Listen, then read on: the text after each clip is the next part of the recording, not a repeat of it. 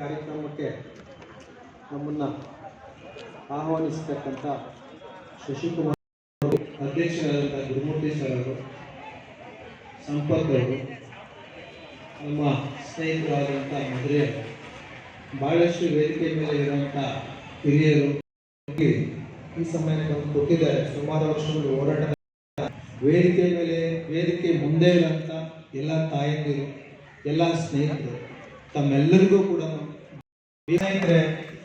ಸಂಘಟನೆಗಳು ನೂರಾರು ಲಕ್ಷ ಸಂಘಟನೆ ಇದ್ರೂ, ಯಾವ ಸಂಘಟನೆ ಮುಖಂಡರಿದ್ರು, ಯಾರೇ ಇದ್ರು, ನಮಗೆಲ್ಲರಿಗೂ ಕೂಡ ತಂದೆ ಆದವರು ಬಾಬಾ ಸಾಹೇಬ್ ಅಂಬೇಡ್ಕರ್ ಅವರು ಒಬ್ಬರೇ ಲೀಡ್, ಅವರೊಬ್ಬರೇ ಲೀಡ್. ನಾವೆಲ್ಲರೂ ಕೂಡ ಕಾರ್ಯಕರ್ತರು. ವೇದಿಕೆ ಮುಂದೆ ಕೂತಿರೋರು ನೀವು, ನಮ್ಮ ಸ್ನೇಹಿತರು, ನಮ್ಮ ಅಣ್ತಂಬರು. ವೇದಿಕೆ ಮುಂದೆ ಕೂತಿರೋ, ವೇದಿಕೆ ಮೇಲೆ ಕೂತಿರೋ ಅಂತ ಇವರು ನಮ್ಮೆಲ್ಲ ಹಿರಿಯರು, ಒಂದ್ ಸ್ವಲ್ಪ ಅನುಭವಸ್ಥರು, ಮುಂದಿರೋರು. ಇಲ್ಲಿ ಯಾರು ದೊಡ್ಡವರು ಚಿಕ್ಕವರಿಲ್ಲ, ಎಲ್ಲರೂ ಕೂಡ ಬಾಬಾ ಸಾಹೇಬ್ ಅಂಬೇಡ್ಕರ್ ಅವರ ಮಕ್ಕಳು. ಭಾರತದಲ್ಲಿ ಇರುವಂತಹ ಬೌದ್ಧ ಧರ್ಮ, ಸಿಖ್ ಧರ್ಮ, ಜೈನು, ಹಿಂದೂ ಹಾಗೂ ಹೊರದೇಶದಿಂದ ಬಂದಿರುವಂತ ಧರ್ಮಗಳು, ಕ್ರೈಸ್ತ ಧರ್ಮ, ಮುಸ್ಲಿಂ ಧರ್ಮ. ಒಬ್ಬ ಹಿಂದೂ ಆಗಿ ಗುರುತಿಸ್ಕೊಳ್ಳೋದಕ್ಕೆ, ಹಿಂದೂ ಆಗಿ ಮಾತನಾಡೋದಕ್ಕೆ, ಹಿಂದೂ ಆಗಿ ಪೂಜೆ ಮಾಡೋದಕ್ಕೆ ಎಷ್ಟು ಅರ್ಹತೆ, ಎಷ್ಟು ಶಕ್ತಿ ಇದೆಯೋ ಅದೇ ರೀತಿಯಲ್ಲಿ ಒಬ್ಬ ಬೌದ್ಧನಿಗಿದೆ, ಸಿಖ್ಗಿದೆ, ಎಲ್ರಿಗೂ ಇದೆ. ಅದೇ ರೀತಿಯಲ್ಲಿ ಕ್ರಿಸ್ತರಿಗೂ ಇದೆ. ಕ್ರೈಸ್ತರು ಕೂಡ ಆ ಹಿಂದೂ ಸಮಾನವಾಗಿ ಪ್ರಚಾರ ಮಾಡುವಂಥದ್ದು, ಭಕ್ತಿ ಮಾಡುವಂಥದ್ದು, ನಮ್ಮ ಧರ್ಮ ಅಂತ ಹೆಮ್ಮೆಯಿಂದ ಹೇಳ್ಕೊಡುವಂಥ ರೈಟ್ಸ್ ಕೊಟ್ಟಿರೋದು ಬಾಬಾ ಸಾಹೇಬ್ ಅಂಬೇಡ್ಕರ್ ಅವರು. ಮುಸಲ್ಮಾನರಿದ್ದಾರೆ, ಮುಸಲ್ಮಾನರು ಕೂಡ ಅವರ ಧರ್ಮನ ಪ್ರಚಾರ ಮಾಡ್ತಾ, ಅವರ ಧರ್ಮನ ಅವರು ಪೂಜೆ ಮಾಡ್ತಾ, ಸ್ವೀಕಾರ ಮಾಡ್ತಾ, ಎಲ್ಲ ರೀತಿಯಲ್ಲಿ ಮುನ್ನಡೆದು ನೋಡಿ, ಎಲ್ಲ ಹೊರ ದೇಶದಿಂದ ಬಂದಂಥ ಧರ್ಮ, ಈ ದೇಶದಲ್ಲಿರುವಂಥ ಧರ್ಮಗಳಿಗೂ ಕೂಡ ಸಮಾನವಾಗಿ ಹಕ್ಕನ್ನು ಕೊಟ್ಟಿರೋದು, ಸಮಾನವಾಗಿ ರೈಟ್ಸ್ ಅನ್ನು ಕೊಟ್ಟಿರೋದು, ಸಮಾನವಾಗಿ ಕಾಣಿರುವಂಥದ್ದು ಬಾಬಾ ಸಾಹೇಬ್ ಅಂಬೇಡ್ಕರ್ ಅವರು ಬರೆದಂಥ ಸಂವಿಧಾನದಲ್ಲಿ ನಾವೆಲ್ಲ ಶಾಂತಿಯುತವಾಗಿ ಇದ್ದೀವಿ.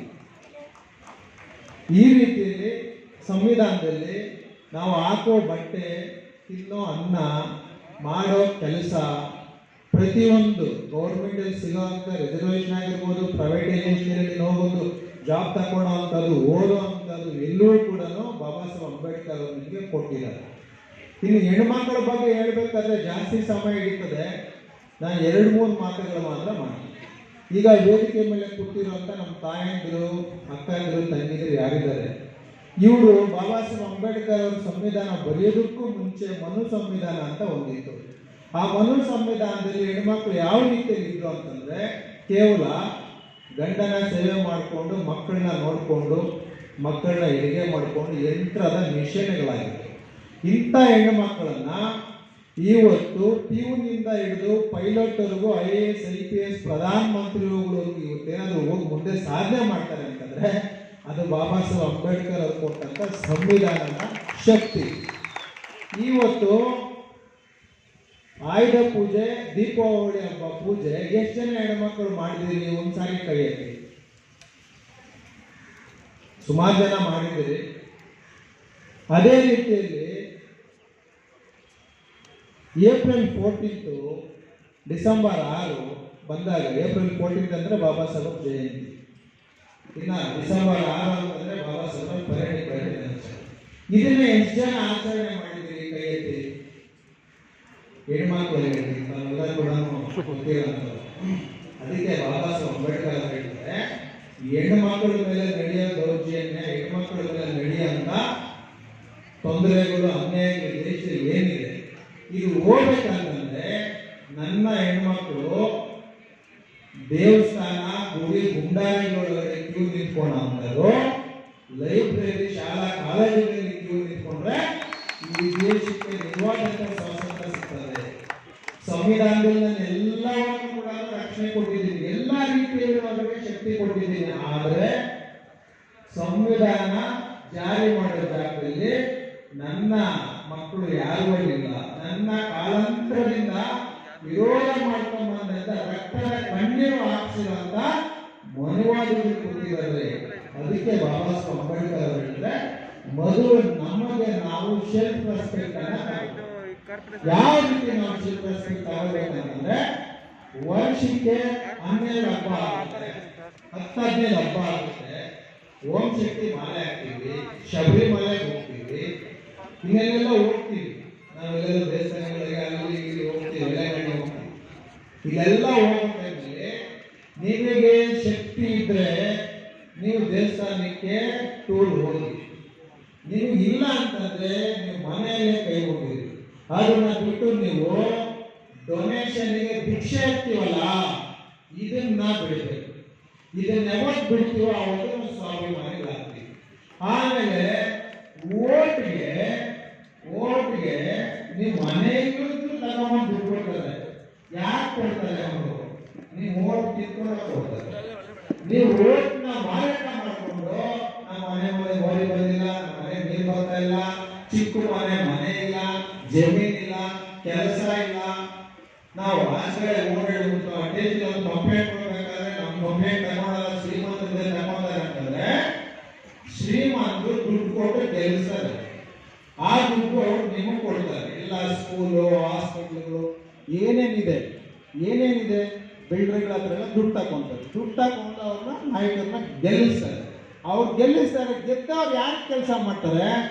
ದುಡ್ಡು ಕೊಟ್ಟವ್ರು ಕೆಲಸ ಮಾಡ್ತಾರೆ. ನೀವು ದುಡ್ಡು ತಗೊಂಡಿರ್ತೀರಿ, ನಿನ್ನೆ ಕೆಲಸ ಮಾಡ್ತಾರೆ. ಮೊದಲು ನೀವು ದುಡ್ಡು ತಗೊಂಡ ನಿಲ್ಲಿಸಿ.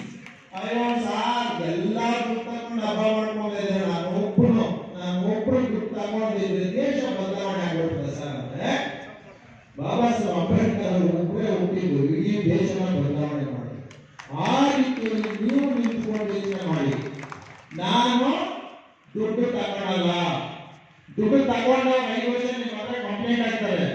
ದುಡ್ಡು ತಗೊಳ್ಳಿದ್ರೆ ನೀವು ಹೇಳ್ಬೋದು, ಇನ್ನು ದುಡ್ಡು ತಗೊಂಡು ಸಾಯಿ ಹೋಗ್ಬೋದು, ಯಾವ ಬರಲ್ಲ ಅನ್ನೋ ರೈಟ್ಸ್ ಇದ್ದಾರೆ. ಆ ಶಕ್ತಿ ಆ ತಾಕತ್ ಇರ್ತದೆ. ನಾನು 2 ಮಾತು ಹೇಳಿ ಮುಗಿಸ್ತೀನಿ. ಬಾಬಾ ಸಾಹೇಬ್ ಅಂಬೇಡ್ಕರ್ ಅವರು 40 ವರ್ಷ ಹೋರಾಟ ಮಾಡಿ ಇಡೀ ಜೀವನ ನಮಗೋಸ್ಕರ ತ್ಯಾಗ ಮಾಡಿದ್ರು. ಒಂದು ದಿವಸ ಒಂದು ಕ್ಷಣ ಕೂಡ ಫ್ಯಾಮಿಲಿ ಬಗ್ಗೆ, ಕುಟುಂಬದ ಬಗ್ಗೆ ಅವ್ರು ಯೋಚನೆ ಮಾಡಿಲ್ಲ. ಇಲ್ಲಿಂದ ಲಂಡನ್ ಹೋಗ್ಬೇಕಾದ್ರೆ 8 ಅವರ್ಗೆ 7 ಅವರ್ಗೆ ಹೋಗಿದ್ದಾರೆ ಫ್ಲೈಟಲ್ಲಿ.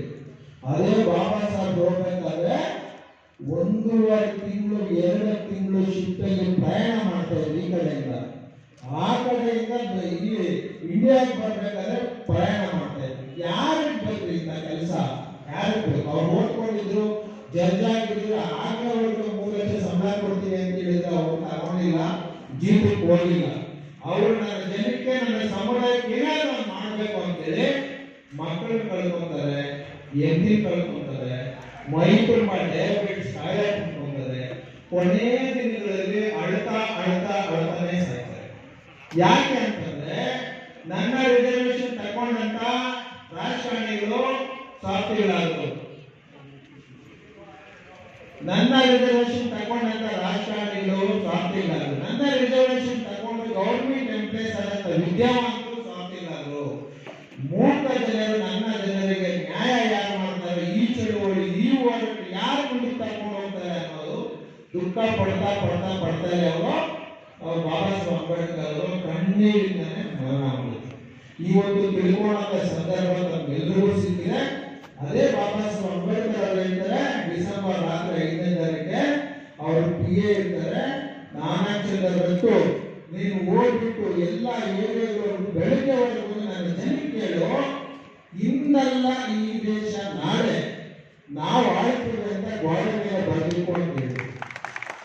ನೀವು ದೇಶ ಆಳ್ತಿರೋ, ಡೊನೇಷನ್ ಕೇಳ್ತಿರೋ, ವೋಟ್ ಮಾಡ್ಕೊಂತಿರೋ, ಸ್ವಾಭಿಮಾನಿಗಳಾಗ್ತಿರೋ, ಗುಲಾಮರಾಗ್ತಿರೋ, ನೀವು ಈ ವೇದಿಕೆಯಲ್ಲಿ ನಿರ್ಧಾರ ತಗೊಂಡು ಮನೆಗೆ ಹೋಗಿ.